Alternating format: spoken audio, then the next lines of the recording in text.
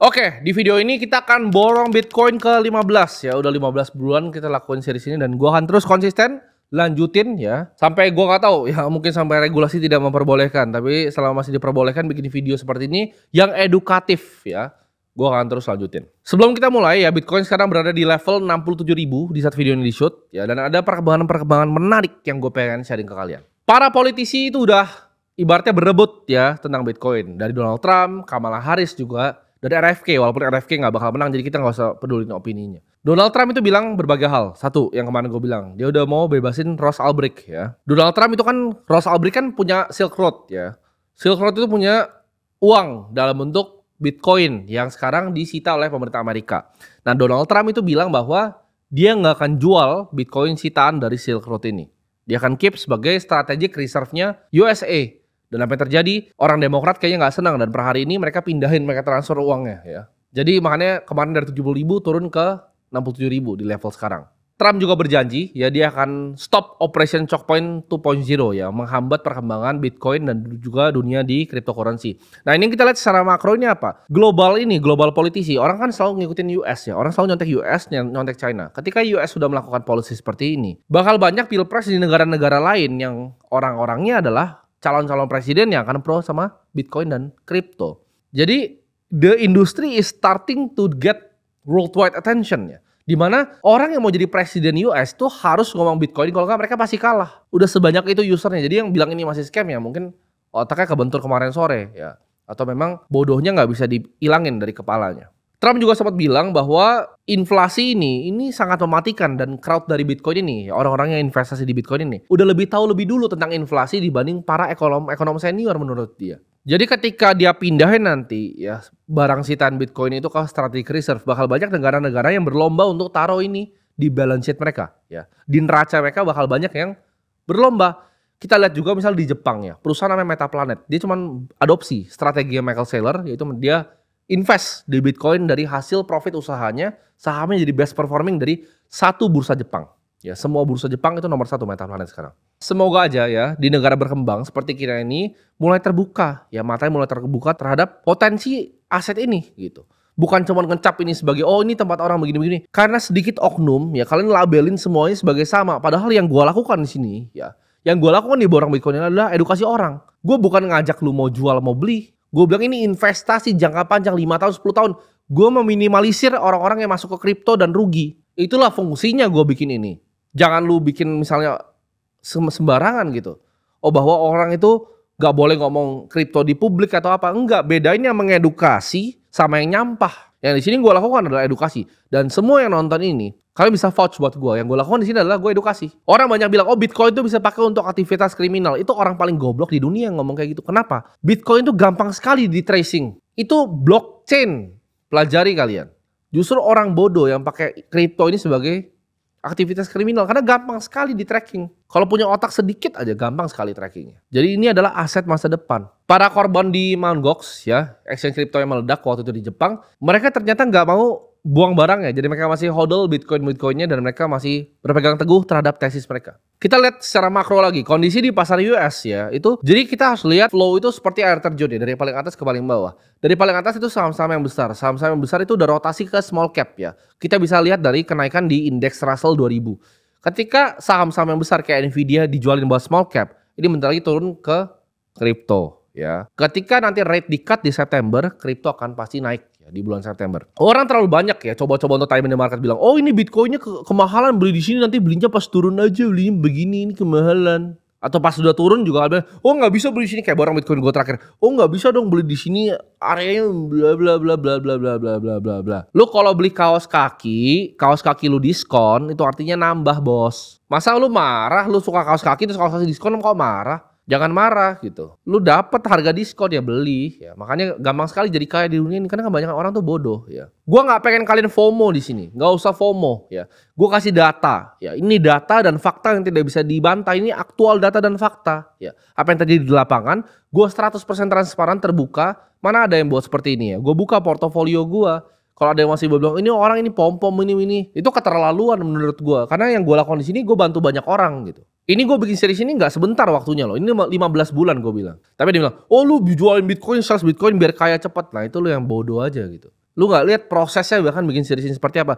Gue pengen tunjukin ke kalian kemampuan dari gue cicil sedikit demi sedikit itu jadi apa hasilnya. Proven ada portofolionya, masih mau komplain mah keterlaluan gitu. Gak ada yang mau ngajarin lu untuk kaya cepet dari kripto, kaya cepet dari Bitcoin. Enggak ya. Bitcoin itu adalah aset yang kalian perlu sabar. Ini gue tunjukin 15 bulan ini sabar ini. Ini enggak besok gitu. Oh beli Bitcoin terus jadi kaya. Enggak ada begitu. Lu di alam mimpi lu aja sana. Ya. Gue bikin ini untuk mengedukasi kalian tentang teknologi seperti apa, berita yang terjadi apa, makro apa. Mungkin kalian gak ngerti yang gue ngomongin makro tadi.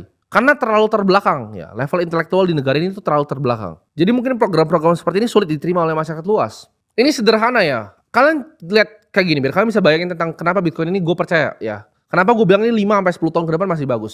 Aset di dunia ini ada 900 triliun dolar. Kita bisa lihat pembagian dari situ. 300 triliun itu ada di mana? Ada di bonds. 300 triliun ada di mana? Real estate. 100 triliun ada di mana? Ada di equities, ya, di saham. Sisa di mana? Fine arts, collectibles kayak mobil, kayak Ferrari. Dan Bitcoin itu kecil sekali 1 triliun. Apakah lu nggak yakin dia akan misalnya jadi 20 triliun, jadi 30 triliun?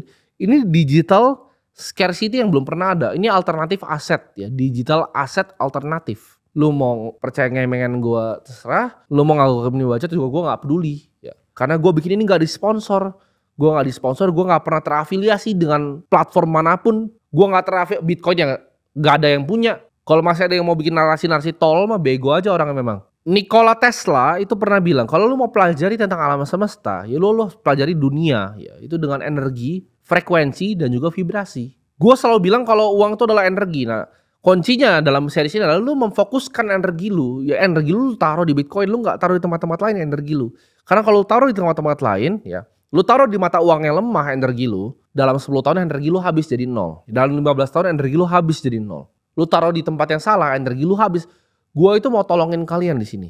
Ketika lu dapat gaji nih, dapat uang fiat, yang lu harus pikirin adalah hurdle rate. Ya, yang pertama masuk di otak lu, oke, hurdle rate ini gue 7%. Gimana caranya gue ngalahin 7%? Apakah dengan beli obligasi? Itu net 0, bos. Apakah dengan taruh deposito? Minus 3%, bos. Apakah dengan saham? Mungkin bisa kalau lu jago banget. Tapi kalau lu beli saham malah rugi, malah minus, hurdle rate minus 7.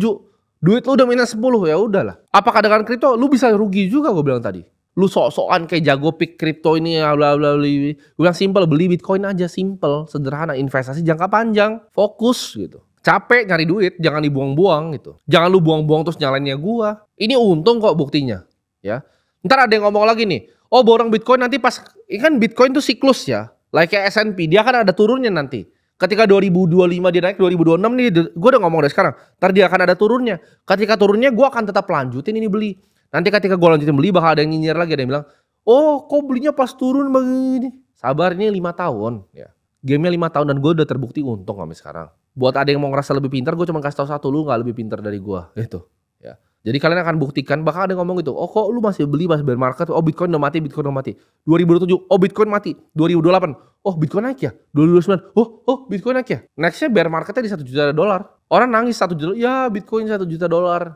Itu nangis orang karena bear market itu. Sama seperti ini. Orang 67 ribu udah nangis, Bitcoin bear market. Ini dulu all time high-nya sih cycle lalu. Jadi kalian harus punya pandangan yang jelas gitu terhadap dunia ini. Market itu kayak sawah gitu. Lu punya sawah ya. Gua gak bilang nih, market itu, market Bitcoin yang harga yang kalian lihat 67, 68, 69. Itu kayak tetangga lu. Tetangga lu nawarin terus sawahnya. Bro, gue beli dong sawah lu ya. Gue beli sawah lu 1M. Besok dia datang lagi, dia bilang, bro gue beli dong sawah lu 900 juta. Besok dia datang lagi, bro gue beli dong sawah lu 1,2M.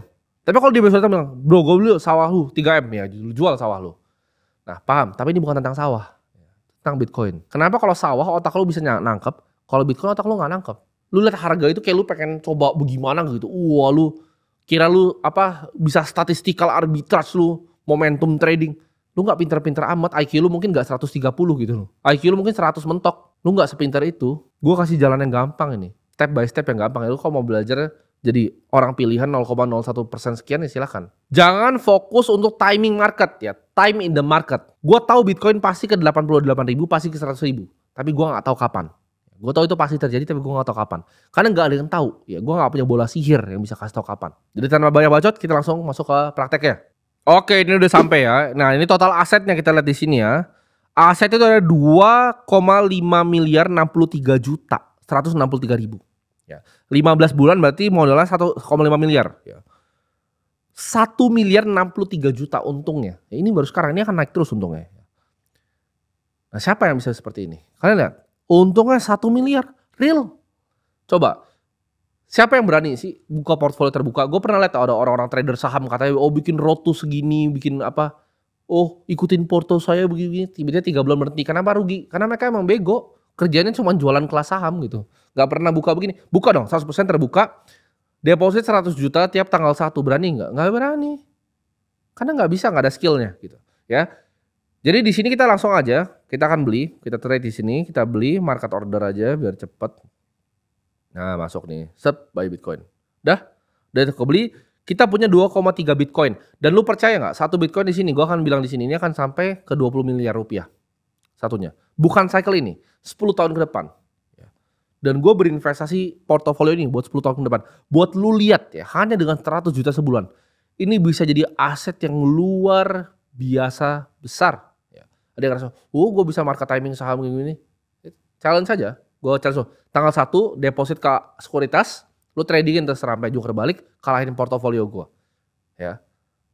Ini tantangan buat semua yang ngerasa bisa lebih dari ini. Karena kalau lu bisa lebih, lu kalah sama ini, buat apa mikir jauh-jauh kan, mending liatin Timothy itu kan, belajar ya, tahu kapan belinya, sederhana ya. Jadi itu aja untuk borong Bitcoin kali ini, sampai jumpa di episode 16.